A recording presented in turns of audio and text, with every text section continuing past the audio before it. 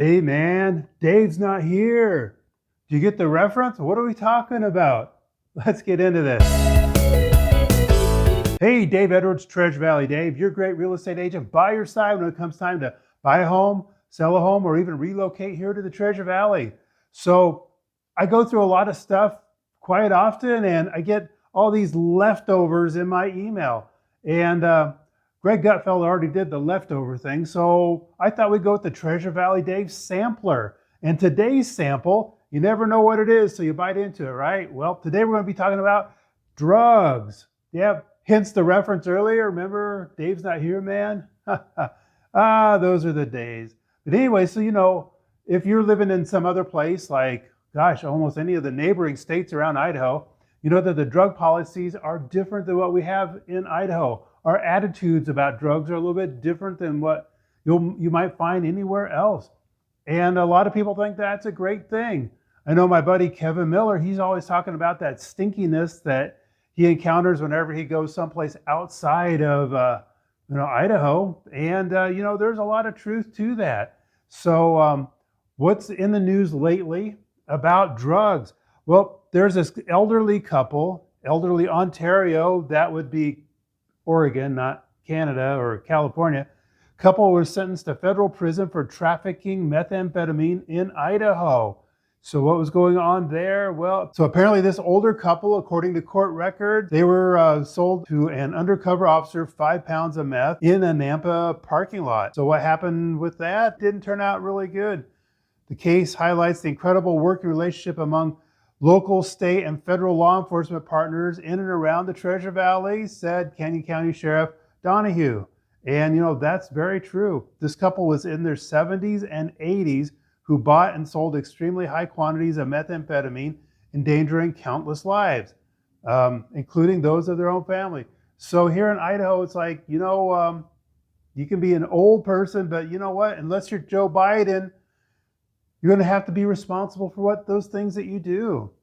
So what else is going on when it comes to drugs? Well, we found out over here in Boise, next to the airport, was a motel or two hotels. And so what happened there? Well, they closed them down. And they look like pretty nice hotels, don't they? Or motels. So these two privately owned and managed hotels at the Boise airport are getting kicked out. Why? Well, because there's been a spike in police and EMS calls, emergency services. And what were those calls all about? Well, during their investigation, they discovered evidence of possession, sale, and use of illegal drugs on the property, as well as evidence of other illegal activity that occurred on the property. So what happened? Did they play around? Even though they have a Marxist for a mayor over there in Boise, they did the right thing and they took those extra steps to curb the drug scene here in the Treasure Valley. So what are our legislators doing about that? Well, they did try to pass, and it didn't go very far, this bill in the legislature to impose a minimum $420 mandatory minimum fine for marijuana possession.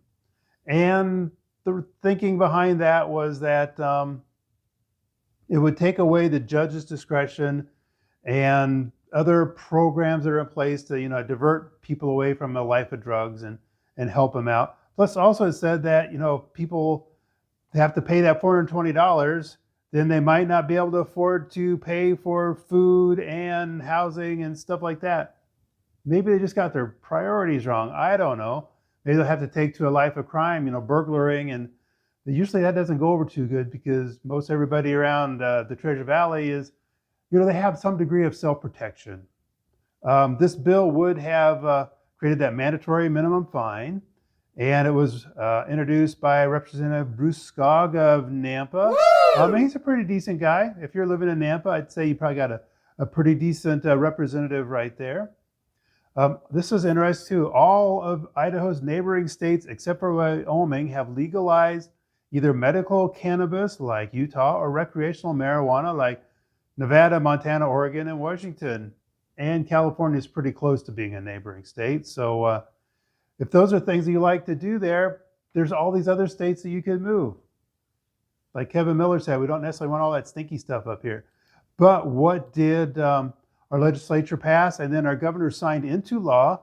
A bill that would establish mandatory minimum sentences for fentanyl. So, I mean, they're really getting serious on this one.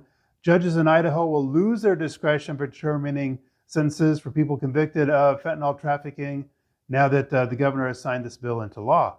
It would implement mandatory minimum sentences for fentanyl trafficking, and it's 3 years in prison, and $10,000 for this much, and 5 years for that much, and 10 years for that much.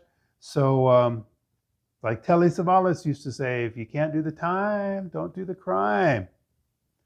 So the bill would also add provisions for drug-induced homicide. So if you're somehow involved with that drug transaction and somebody dies, well, you know, it might not be a good ending for you. It wasn't for the guy that died, I guess.